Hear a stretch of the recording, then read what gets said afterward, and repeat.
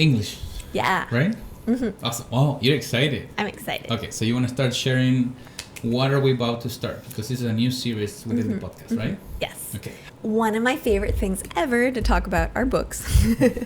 And whenever I start reading a new book, I immediately want to tell you all about it. Mm-hmm. And so I decided to just hold it in this time, and then I would share with you about it on the podcast. Yes. So that maybe it can also motivate other people. And that also forced us to stay consistent reading books. Mm-hmm. So then we have a new book that we want to share with each other and with you guys. Yeah, and also to help remember what we're reading, because it's so easy to just read, and then it just kind of flows out of our brains. For me, it helped a lot. You know, I was reading my notes before we started the episode, and I don't know how I got to this, but it's a practice when you read one chapter and then you give yourself like 2 minutes of silence and reflection, and then you write about what you remembered about the chapter. And I did that with the entire book, and now reading myself, like my notes, I'm like, damn, I have a lot of retention capability, and I can see from chapter 1 to the last one, it went better. Yeah. That's awesome. So yeah, to see it's a skill that we are out of practice of doing. We just consume so much information now. Yeah, it felt good. Okay, so I started reading this book called 10x is easier than 2x. 10x is easier than 2x. And it's written by Dr. Benjamin Hardy and co-authored with Dan Sullivan. And so this is the third book I've written by him that I've read. Oh, sorry. Did I? I said written. Okay. Well, manifesting that. Because he's also the author of The Gap and the Gain and Who Not How, which are two books that have had a really big impact on me. Yes, they're very good. And so the premise of this book is that... Wait, how did you get to the book? Or how the book found you? Oh, okay. This one actually... So a couple months ago, thought about starting my own podcast alone and reaching out to authors that I admire. I reached out to Dr. Benjamin Hardy, and his team asked me to fill out this form to request him onto the podcast. And I know, I know one of the questions was, how many views does each episode get? And the options were 1 million, 2 million, 3 million, or other. It's like, oh, shoot. Still filled out the form. But I remember that one of the questions was, which of his books have you read? And I'd read the 2, but that made me look, what other books does he have? And I realized he had a whole bunch of them. So I got a few more, and this one just called out to me. I think also because the subtitle is... And subtitles are so important. So important. I think they're more important than the title, because it tells you what it is. Yeah. The title is just to help you say it. Yeah. The subtitle is... like the why you want to read it. So it says how world-class entrepreneurs achieve more by doing less. And that's one of my favorite ideas in general. That's you want to do less? Yeah. Well, be more efficient. I don't know if I believed this before, but through reading and exploring, I've really come to see that doing less, you actually achieve more. You focus on the right things rather than just trying to be busy. Because I think that's something that I've really had to work on over the years, is let go of this idea that being busy is good. Or something that you should feel proud of. Yeah, exactly. Because I always used to just seek to be busy. Yeah. And so it's helped me a lot. Books like Essentialism, The One Thing, Deep Work. But I'll never get tired of it, so I wanted to try this one. Okay. So I'm ready. Tell me what it's about. I haven't finished the book. I've only read the first chapter, but I'm like hyped, and I really want to share with you the story from it. So the premise of the book is that when you aim for big goals, 10x goals, huge things, it's actually easier than when you just aim to do a little bit better, when you just 2x. Let's say with this podcast, we want to do 2x better, that we'd say, okay, so let's film 2 episodes a week. You think, okay, how do I work harder? How do I do a little bit more of what I'm already doing? Okay. But it's okay. I don't need to read the book. Yeah. I got it. But instead, when you aim for something bigger, like if we aim, okay, I want to be with alongside Stephen Bartlett, or, I want 10x viewers. You take a different approach because you can't just film 10 more episodes a week, right? So you have to change your whole approach, and you think in a different way, and you change your identity to be that person. And so that is super cool. But what I really loved and why I really wanted to tell you about this was that he opens the book with the story of Michelangelo. When he was 17 years old, he decided he wanted to be a sculptor. But to do so, he didn't just copy what other people were doing or just start sculpting. Keep in mind that to sculpt something, a piece of marble is very expensive, right? You can't just do 100, mess up. You have to be good at it before you start. And so he became obsessed with the human anatomy, because he thought, okay, if I'm going to sculpt the human body, I need to know how the body works. I need to know what's inside it. I need to understand the body. So he decided that he was going to start, he wanted to try to find dead bodies and dissect them to figure out, to learn about organs and things like that. Because in this time, they didn't have the same textbooks, they didn't have classes for this. And so he became obsessed with this idea. That makes sense. There was no internet, so he can Google a human body and then see how it looks. Exactly. Yeah, now you Google and then you can see where all the organs are and this and that. They didn't have that. And even if you have that, it doesn't actually mean you understand it to your core, right? I Sometimes guess you have to feel understand dimensions, spaces, exactly, and muscles and things like that. Very cool. And he was 17. He was 17, and it was illegal to buy dead bodies. Yeah, I guess so. Wait, what?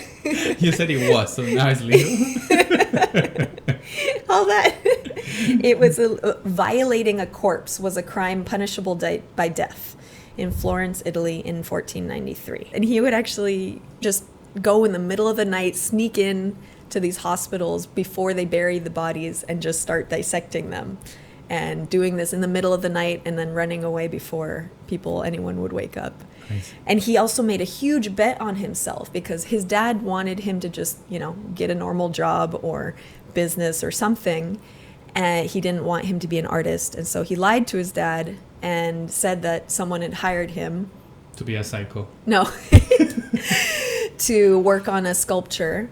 And he used all of his money that he'd earned in the last 2 years to buy a piece of marble that he was going to make his first sculpture on. So that really was amazing to me. That's such a huge investment to think. We're so spoiled nowadays, to create content. We don't have to worry about how many hours of content we film because we just delete it, right? Just keep going. Just film, yap, whatever. We edit it later. But imagine spending 2 years worth of your savings to buy this one thing. To mess it up. Yeah, and you've never done it before. There's no guarantee. So really amazing. And when he completed that first project, it was like a 10x of his life. It jumped him to the next level. He got paid 100 florins for that first one, which was a huge amount of money. And he was 19 years old by that time. But then he became well known for it, and then he got commissioned to do the next thing. And each time he dove into his work with the same obsession of quality. Have you thought of the things that you will start doing differently moving forward because of it? Yeah. So, yes, a little bit, but that's why I wanted to share with you, because I know that, well, actually the main thing is that I know you'll help me do it. Because one of the main things, it's actually connected with the book that I want to share about. Because one of the main things is that it says, so the 10x isn't about more, it's about less. When the Pope asked Michelangelo the secret of his genius, particularly in regard to the statue of David, Michelangelo explained, "It's simple. I just remove everything that is not David." So going 10x is the simplification of your focus down to the core essential. Then you remove everything else. Oh, no. What? I kind of know what we have to do. Yeah. And because of that, there's a lot of stuff we need to Say no to. say no to eliminate. But I shared with you the other night at dinner about the idea for YouTube. I think that's the thing. You do? Okay. Well, okay. Yeah, but Yeah. Do you want to share it now? No. Okay. We need to discuss this. But so this is already a journey that I think we've been on, like, for years. We've been saying no to clients. We've been saying no to a lot of opportunities to focus on what we think is our thing. And so I'm very proud of ourselves. There's one point, I forget where, but I was like, we've been doing this. Yay! Yeah. So what does this mean? So for example, with this podcast that I tried to start my own podcast. Yeah. And there was a point where we were talking about it, and you helped me see that it was a distraction as well. Not to say that I won't interview people on this in a different perspective, but the strongest thing that I could do was working together with you and with our team. So I want to talk about that because you wanted to do this before.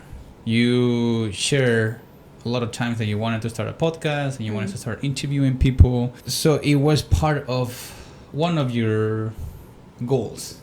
But then you said that I helped you to see that it was a distraction. So that means that you have another goal, and that goal implies to be what? Like more important, bigger, more aligned? Like I wanted to talk about that because I know there's a lot of people between two things or maybe too many things. How did you choose the one thing? That was so hard for me. It's so hard because there's a lot of things I want to do, and I think it could be great in eventually. Anything that you do could be great. So that's the problem. Yeah. I think the more capable you are and capable you feel, then it's a little bit more difficult to choose. Yeah, right? I have far too many interests. So I think, at least in this situation, what connected me was realizing that, well, first of all, I love building things with you.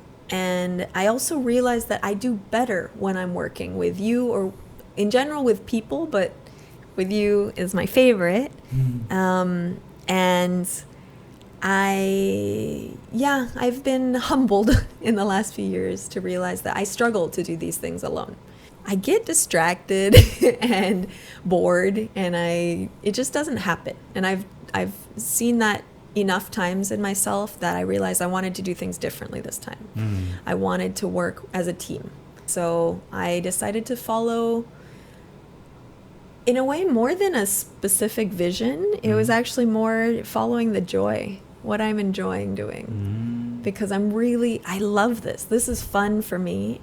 I love having the support. Cesar helping with the cameras and things, like, has been such a relief for us.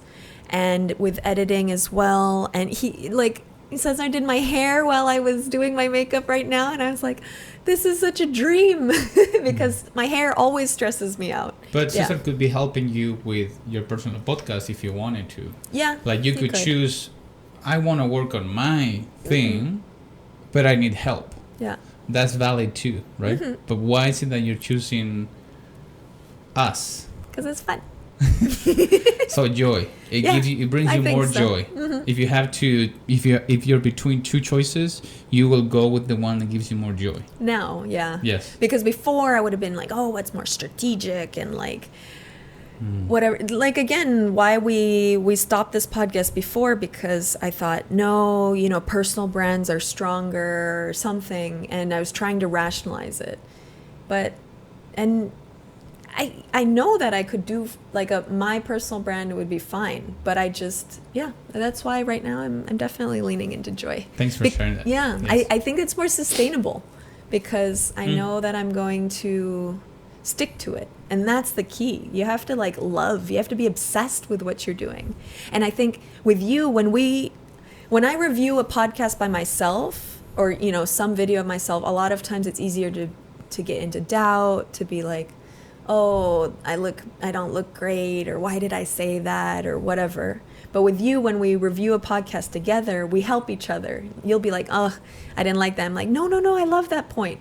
And somehow it takes off the burden. We're playing now. It's not like work anymore, and I love it. Yeah. So what does 10x instead of 2x means to you with our project? Like, we don't have to reveal it, but we're building something, and this podcast is part of that. That's a good point. I didn't actually think of it in that sense. The main takeaway for me was like, slow down. Like, greatness takes time, and it takes a lot of time of people thinking you're crazy, or you maybe even hiding, but just you have to trust yourself and do your own thing, and then it'll come out. And so, yeah, this podcast, for example, we may not get tons of followers right away or blow up, whatever, but we are learning so much in this process.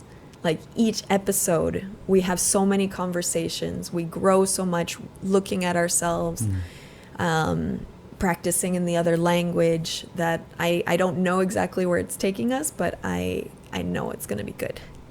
So, but I'd like to know your thoughts on a 10x after you've had some time to think about that. Yeah, definitely. Yeah. That's why I was laughing before. Yeah. Because I know what we need to be focusing on if we want a 10x. Oh, yeah? Can you share? Okay. Yeah. So before, when we had our first business together and we were posting on Instagram, we grew a lot. But more than numbers, we had an insane amount of views on our stories. And people commented that those stories were better than Netflix.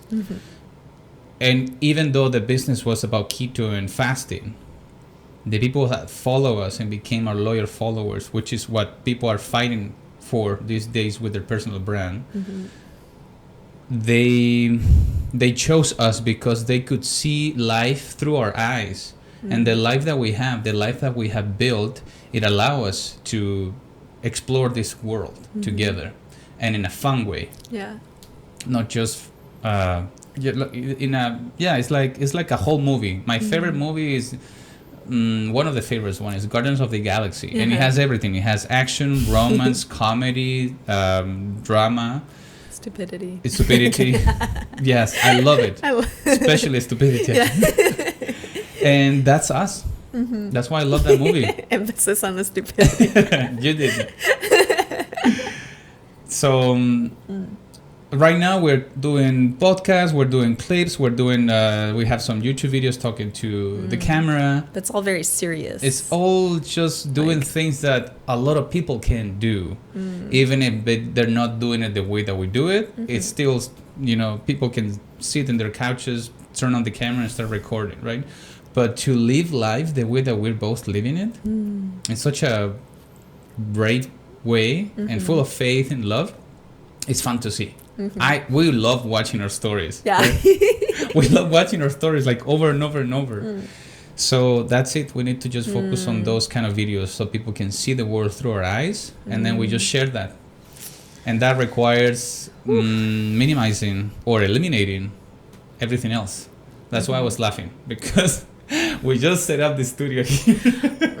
I still like this podcast, though. I want 100 episodes of this, because there's so much that I think that we gain from it, and it is a part of who we are too. Wait, I don't want to interrupt it, but I'm not saying that we need to do that or we're going to do that. You just ask me what are the things that will 10x this, and that's why I was laughing, is because it's kind of like a bummer. Like, okay, I know what we have to do it, but that doesn't mean that we need to do it now. Like, there's no rush. I'm enjoying this, like you said. I'm having joy.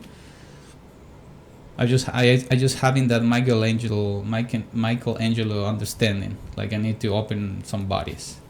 Interesting. Okay. Okay.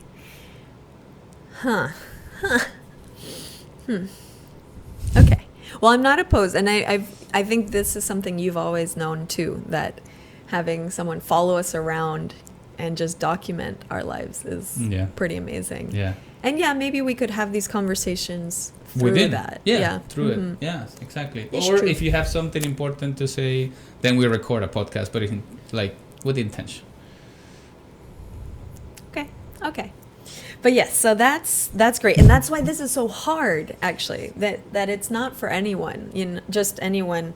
I've read so many books about how important focus is, and it's still such an issue for me because I hate saying no to possibilities. It's so hard for me because I get so excited. But less and less. Less and less, And yes. I love that you use the word humble. You said, I've been humbled. Yeah. Another word would be, I'm maturing. Yes. I'm more aware of More aware. how I am, the kind Exactly. of person that I am. Yes. And that I need, I not that I need, but I benefit from help to focus and to stay on task and to say no to these, to the distractions. You know which one are your strengths. So you're focusing on that instead of trying to improve your weakness. Yeah. Yeah, I think there was this one quote, I think it was from Steve Jobs or someone who worked in Apple afterwards too, that said that the hard part isn't saying no to the obvious things. The hard part is saying no to the things that you really want to do. Like you'd love to do. And you even think about late at night, but are not actually part of the number one thing. And it's not to say you never do it, but one thing at a time. Yeah. Okay. So, but that leads into what you're reading or what you just finished reading, I think, Yes. right? And that's about not just having the vision, but actually making the vision happen. Yes. So, can you tell us about it? I will need your help with the author. I just know the name is The 12-Week Year. Written Good job, by. you said it correctly. every time he says it, changes it. And it's like the 12-year week, the 12-year challenge or something. I don't know. I never did challenge. Not challenge, but something. You keep. Written So by bravo, good job. No, I don't remember. Hold on. Such a Oh, disappointment.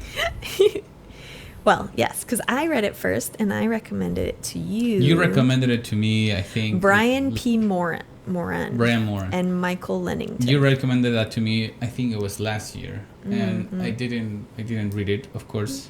Now, It's okay. I don't know why you suggested it to me again, but it was the perfect time because it was the time that I was not feeling motivated with our life in general. I was comfortable. I was doing the things that we had to do. But I wasn't feeling that we were progressing. I wasn't feeling challenged either. So, yeah, I think the reason why Both of us, I really. suggested it is because we went, after finding out we were pregnant, we went back to our vision and we did the whole plan, dreaming about our 5 years and 3 years and 1 year. And it felt so good. We did ¿cómo se llama? The vision video? board. Vision board, yes. We printed out pictures of the future and it was like, yeah. And then like a week later or 2 weeks later, it felt like we were in the same spot again. And it just sucked. It was like, wait, we did all of this, but then What are we it's like doing? we forgot about it. It's like we started to make plans and I remember we were talking about it and it was like, wait, but that's not on the vision board. So we didn't see the connection from that vision to what we're doing daily. Yeah. And so I think I said it to you with like more emphasis. I was like, I think this is the book that we need because I remember that it. I remember it brought, the energy that you had when you Yeah. shared those words with me. Yeah. Yeah, it just hit differently. It really hits differently the way that you say things. Yeah. Because So it I wasn't just appreciate like, oh, you got to read this. It was like, mi amor, I think this is what we need. Mm-hmm. And it is. It has been. It's been amazing. It's been like 4 weeks now. Only? Wow, that's Yeah. a good sign. It Yeah. feels that we've been progressing a lot We've done more in these 4 weeks than in the next 4 months. in the last 4 months. In the you last mean? 4 months, Yeah. yes. So why is that? What did you learn from this book? The main problem that the book helps you to first realize and then do something about it, is that most of us don't accomplish the life that we want to achieve or create or build, not because of lack of resources or time. It's just a problem of execution.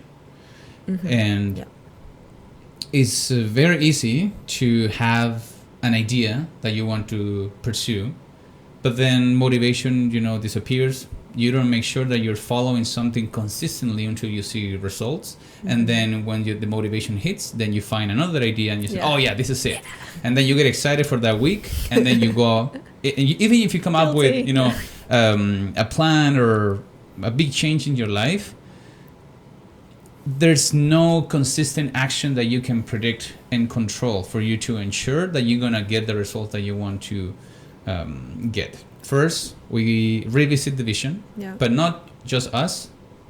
I share also with Cesar that now is part of our team, part of our family. So I needed to understand what is it that he wanted, to see if that's aligned with our vision. And then now that we're all on board, then we sit down and we make a plan.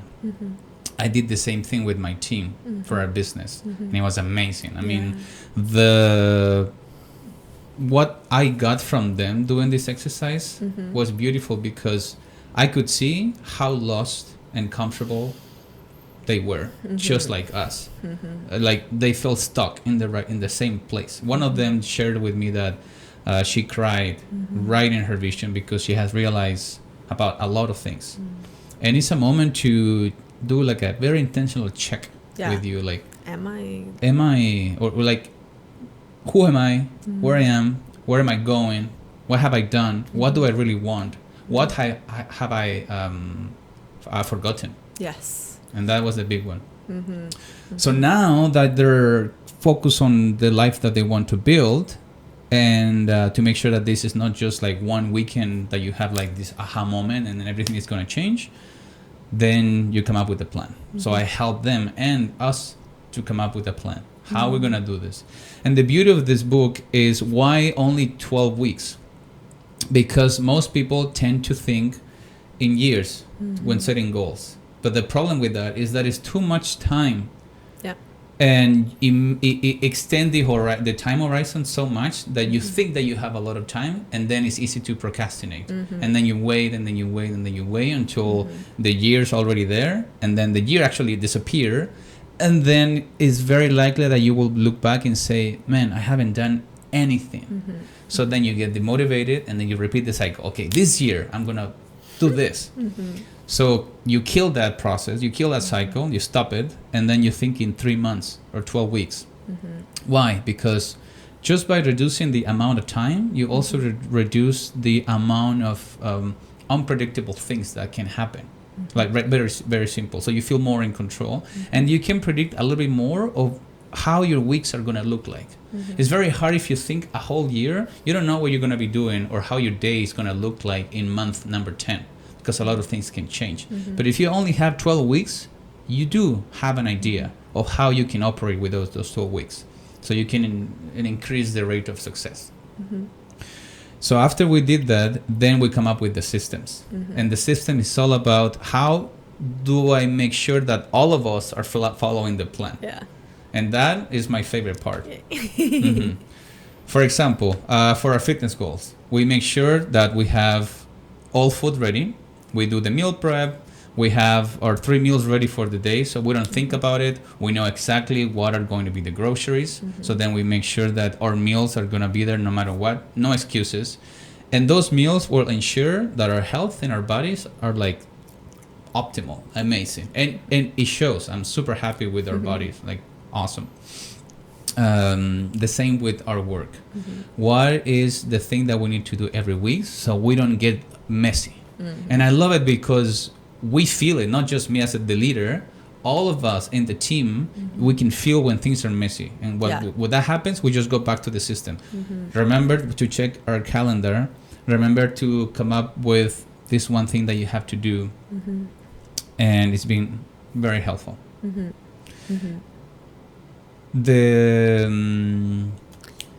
Tell me. Well, just so I love that. Totally agree. I'd say I think so. you mentioned fitness goals, but that I'd say wasn't necessarily part of this. That's something we've kind of mastered beforehand. So I just maybe to suggest not to do too many goals, right? So how many goals can someone focus on? Yes, good one. Between 2 and 3 for these 12 weeks. Yeah. More than that is too many distraction. Yeah. So ideally 1 or 2. Yeah. Ideally 1 or 2. So for us, we had one goal for our personal life, and then another goal for the business, and then that's it. Yeah, and and then you build on it, because once it becomes part of your life, you don't even have to make it a goal anymore. Sort of like with the fitness thing and the food. Like we don't, at least you and me, like some of our team members have a fitness goal included. But for you and me, like we already have those baked into our system. Yes. We made a couple tweaks. So I guess the meal prep, it helps. It's a system to help the dream goal or our personal goal. Yeah. Because we need to be able to focus and have our deep works every day. Yeah. And for that, having to think about cooking and coming up with the meals. And all of that process it takes a lot of hours a day. So that's another thing. Yeah. When you come up with the vision and then you have the plan and then your system, you become more strict. Yeah. And then you start guarding your time. And that's the intention of the book. You start guarding your time and you have the courage to say no to all of those things. In a way, when you set like a budget for the month, and then when you review the bills, it's like, man, I'm not going to keep spending my money on this thing, because even if it looks small, compound, it hurts. It hurts at the end of the month. Yeah. So next time that you want to order something or go out or just pay for something, it's like, no. Yeah. It makes it easy. Yeah. A lot of times people, I was invited to a cute Pilates event this weekend, I just saw the price and the time and I was like, nope. Yeah. It's not aligned with this. That's amazing. And exactly. It's easy. I recently talked to a friend. So wait, before this podcast yesterday, I sent this WhatsApp message to a few friends, and I asked them, from 1 to 5, how will you rank yourself? How do you feel about how organized you are to achieve your goals? And 2 was the average number. And 5, wow. Well, yes, pretty bad. Yeah, makes sense. I would have said that a couple months ago too. Yeah. So I spoke to one of them on the phone, and then he shared with me that he started this new physical business. It's like a store where he wants to sell his kombucha, but he also wants to sell like fruit and vegetables. And now because But the kombucha is the main brand. The kombucha is the main one. Yeah. That is connected with his vision. But these other things, and then he also wants to add like a coffee station, because they have the business right in front of a school, so they want to be able to make some quick money. And then he also said, let me start grilling in the morning, so then people can come and buy like a nice sandwich. Of course, all over. And he's doing that by himself with his partner. So... And that's fine if your goal is just to sell things to the local community or something, whatever it is. Yeah, but his goal is specifically to build this kombucha brand. Yes. He actually got some government program investment to work on that project of the kombucha. But what's the problem? That he's not saying no to all of those things. Yeah. Not because he doesn't want to achieve his main goal, but he hasn't come up with a plan. First a vision and then a plan, and that makes it logical, hyper logical for him to understand that and say, it doesn't make sense for me to be grilling at 6 a.m, where I should get up super early, and then I'm super tired to focus on the one thing. Yeah. That's a perfect example of the 10x vision versus 2x. Like if you really sat down, like, how do I do 10x sales on the kombucha? You'd be forced to think, okay, how do I get this into supermarkets or into bars or cafes? And then you see that all of your time needs to be focused on that, rather than just selling, 2x, a few more kombuchas in this little tiny store. By putting more time. Yes. So I have a call with him this Sunday, so then I can help him to do what I did for you, Cesar, and the team, which is just sharing everything that I learned from the book, Yeah. so then he can do the same. Well, and the most important thing, and the reason why I needed you to read the book, because I had read the book, I'd created systems, like I had a beautiful Notion board for everything, and it lasted like 2 weeks, because the biggest thing, the most important part, for me at least, is the accountability. Yes. It's the weekly check-in of someone being like, okay, did you do it? Yes. Because I am fabulous at making plans, but then You forget. I forget. Yeah. Yeah. That's why it's important to have a leader. Yeah. And if you're by yourself, you need to be your own leader. Yeah. And I love that because in the book, there's a section when they explain what you have to do. And then there's a section that is called team application. So to me, that entails that this book is written for leaders. Yeah. That you're doing that for your personal life, and then you have to apply for your business. Yeah. I love that. Yeah. So we have the vision, we have the planning, we have the systems. Then you have the scorekeeping, which is accountability. Yeah. And for and that's another why it's good for someone else to do it, because for yourself, at least I found, it's easy to make excuses. You're like, oh, but this week I wasn't feeling good, or, you know, this thing came up. You have and no you one just to don't- answer to. Yeah. So you're just like, yeah, I'll try again next week. Yes. But when it's someone else, you have to be like, I only achieved half of my goals. Yeah. And in these cases, I do like team calls, because I always thought that they were kind of useless. Yeah. Yeah. Maybe because, There was no point. yeah. I mean, no, not from us, but when I have to join a team call with a client, for example, I see that they're just wasting so time. messy. Yeah. But now, these team calls that we have every Friday, where we sit down, we we score our week, and we give each other feedback, and then on that very same session, we plan the next week with little adjustment that you need to implement. Then you show up on Monday. First, you go to the weekend thinking that you can be present during that weekend to recharge, and having the peace of mind that on Monday you're going to sit and you know exactly what to do. That's what I wanted to give you guys as a team. And you have. And then the last one is deep work, which in the book is called time performance. But it's basically just make sure that you focus, you lock in for from 1 hour to 3 hours of just one task that you need to address a day without interruptions. Then you make time for responding to emails, WhatsApp, whatever you need to do. But that's one important thing.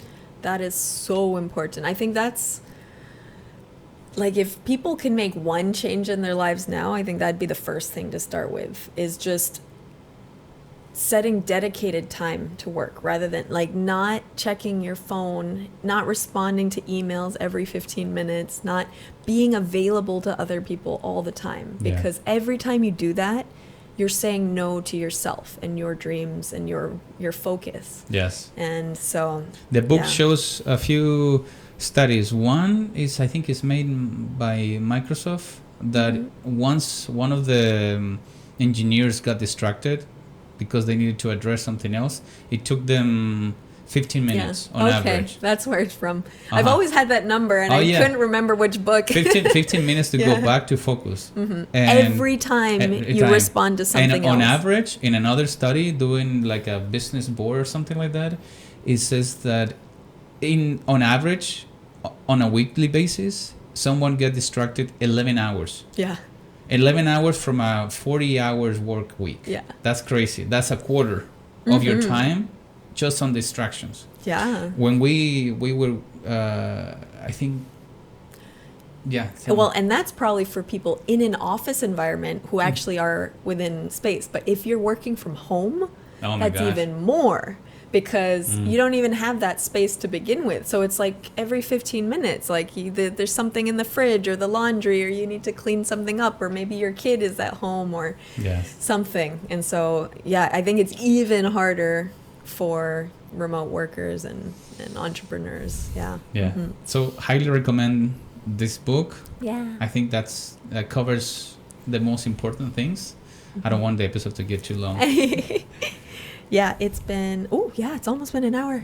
Okay. Crazy. That flew by. I think it stopped, no? No. It's good. I think. Sure? We'll see. Okay. But awesome. This flew by. I love this. I don't know. I hope you liked it, but I did. This is my favorite stuff to talk about. I love it. More books. More books. More knowledge. Books. So yeah, if anyone has any good books to recommend, add it in the comments. No guarantee we'll read it right on time because... Or that we will read it at all. No, it's just that books come at the right moment. And I think like this book with the 12-week year, I recommended it a year ago, but it didn't hit. Right now was the specific moment. So we're not just going to power through books just because, but I always like to have more great books on my radar, especially with your personal stories of why it's impacted you, and because that'll plant a seed for when I need it. Yes. So. Yes. Thank you, guys. See you next time. Bye-bye. Amiguito. Yay. ¿Te gusta mi amor? Me gustó mucho, mi amor. ¿A ti?